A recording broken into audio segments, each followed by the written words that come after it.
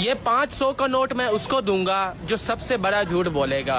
अगर सबसे बड़ा झूठ मैंने बोला तो तुम दोनों मुझे 500 दोगे। पहले मेरी बारी। ठीक है। मेरे दादी के पास इतनी बड़ी सीढ़ी थी कि वो चांद पे चढ़ के फल खाता था। अब मेरी बारी।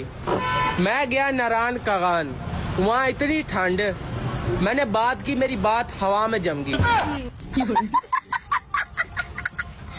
अब मेरी बारी। मैंने देखा 4 औरतें बैठी थी। अच्छा। और वो भी चुप बैठी थी।